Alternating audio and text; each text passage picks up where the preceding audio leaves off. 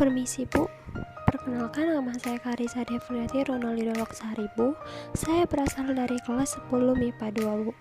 Bu, di sini saya ingin mempresentasikan ataupun menjelaskan sedikit mengenai materi dari menganalisis alat musik tradisional berdasarkan jenis dan fungsinya pada masyarakat pendukungnya. Buat kita yang belum terlalu tahu apa maksud dari materi ini, yuk simak video pembelajaran ataupun video penjelasan singkat dari saya berikut ini.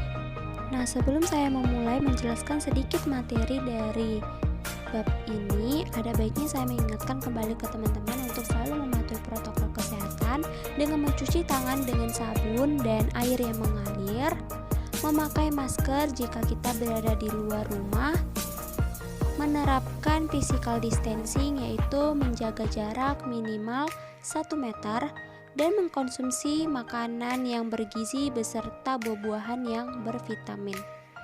Stay healthy and stay at home ya. Baiklah, di sini saya akan mulai menjelaskan sedikit mengenai materi tentang jenis dan fungsi alat musik tradisional dalam masyarakat pendukungnya.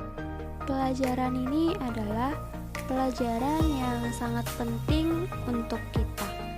Nah, mengapa demikian? Yuk simak penjelasan dari saya berikut ini. Ada beberapa fakta yang terjadi pada generasi muda saat ini. Ketika mendengar alunan musik tradisional, ia kurang menyukai. Tetapi ketika ia mendengar alunan musik barat, ia menyukai. Ketika kita bertanya pada generasi muda saat ini, apakah kita mengenal alat musik rebab?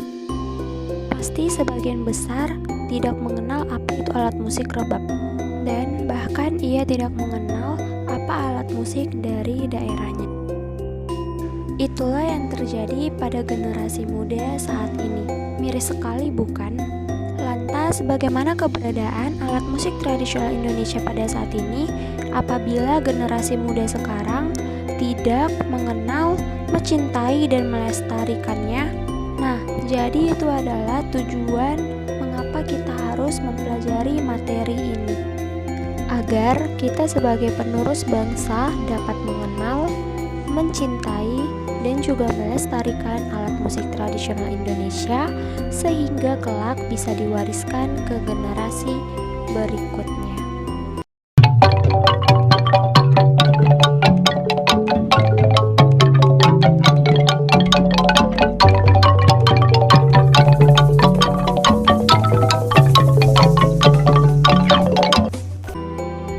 Sebelum kita bahas lebih lanjut materi ini, mari kita lihat tujuan pembelajaran apa yang dapat kita capai dari materi ini. Yang pertama, memahami penyajian musik tradisional. Yang kedua, mengidentifikasi fungsi alat musik tradisional dalam seni ritual di masyarakat. Yang ketiga, menganalisis jenis sajian dan fungsi alat musik tradisional di masyarakat. Dan yang terakhir ataupun yang keempat, mempresentasikan hasil analisis alat musik tradisional berdasarkan jenis dan fungsinya dalam masyarakat. Perhatikanlah gambar berikut ini. Ini adalah gambar yang pertama, dan ini adalah gambar yang kedua. Teman-teman sekalian, keberadaan alat musik telah ada sejak zaman dahulu kala. Hingga kini, keberadaannya memiliki fungsi yang berbeda-beda pula. Perhatikanlah kedua gambar tersebut. Apa yang teman-teman ketahui tentang alat musik tradisional yang dikenalkan dalam gambar-gambar tersebut? Apa perbedaan fungsi alat musik tradisional dalam kedua gambar tersebut? Mari kita temukan jawabannya dalam mempelajari bab ini. Fungsi alat musik tradisional dalam masyarakat pendukungnya. Sejak zaman dahulu, alat musik sudah digunakan untuk mengiringi upacara-upacara budaya atau ritual. Para arkeolog menemukan informasi mengenai berbagai alat musik yang tertera pada prasasti-prasasti kuno pada 5000 sebelum Masehi di Mesir, seperti harpa, lira, gitar, mandolin, dan seruling. Pada masa itu, alat musik berperan penting untuk mengiringi kebaktian, keluhan duka, peristiwa kematian, dan perjamuan makan. Nah, di Indonesia, alat musik tradisional juga memiliki peran serupa. Dalam budaya Nusantara, alat musik tradisional memiliki fungsi sebagai berikut. Nah, yang pertama sebagai sarana upacara. Upacara merupakan rangkaian tindakan atau perbuatan yang terikat pada aturan tertentu menurut adat atau agama. Dalam kehidupan sehari-hari, masyarakat mempunyai banyak bentuk upacara adat yang sudah menjadi tradisi, baik dalam lingkup kecil seperti keluarga maupun lingkup yang lebih besar seperti kampung, desa, atau suku. Beberapa upacara adat yang sampai saat ini masih sering dilakukan antara lain ritual perkawinan, khitanan, kematian, dan bersih desa. Salah satu contohnya adalah upacara kematian pada masyarakat di Bali yang disebut dengan ngaben. Ngaben merupakan salah satu upacara adat yang menggunakan alat musik tradisional sebagai musik pengiring, yang dimana artinya adalah apabila musik tradisional tidak mengiringi upacara ini, maka upacara ini tidak sah atau tidak lengkap. Nah, contoh yang lain adalah pada upacara perkawinan. Masyarakat Melayu yang diiringi dengan musik kompang. Kemudian ada juga ritual bersih desa.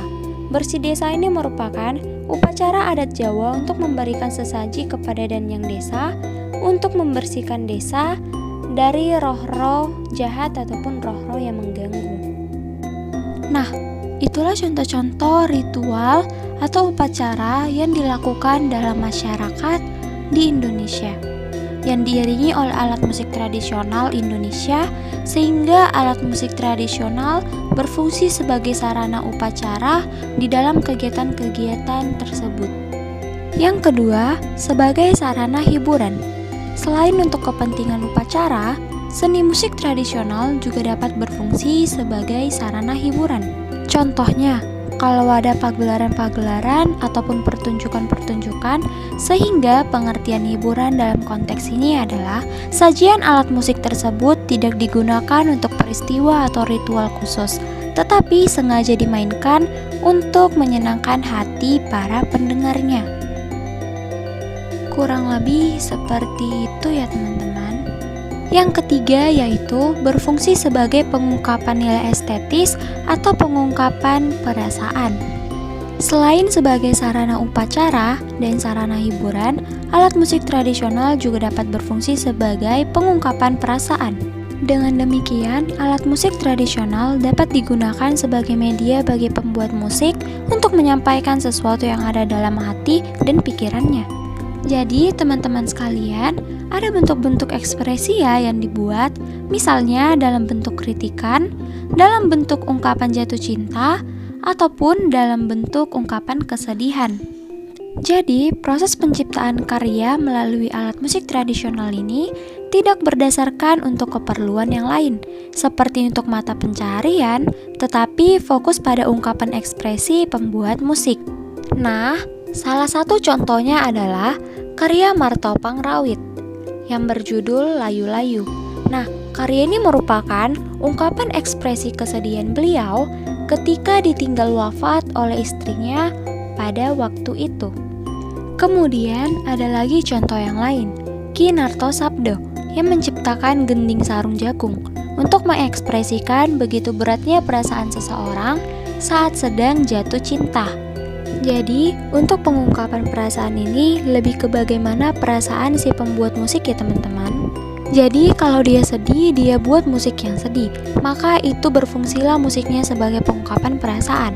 Jadi, kurang lebih begitu ya teman-teman contohnya. Nah, teman-teman sekalian, itulah ketiga fungsi dari alat musik tradisional dalam masyarakat pendukungnya.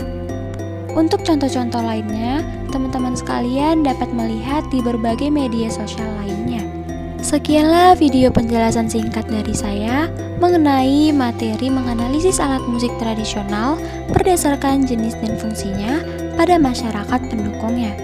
Mohon maaf jika ada kesalahan kata ataupun arti ataupun maksud dari penjelasan singkat dari materi yang telah saya paparkan. Dari saya sekian dan terima kasih.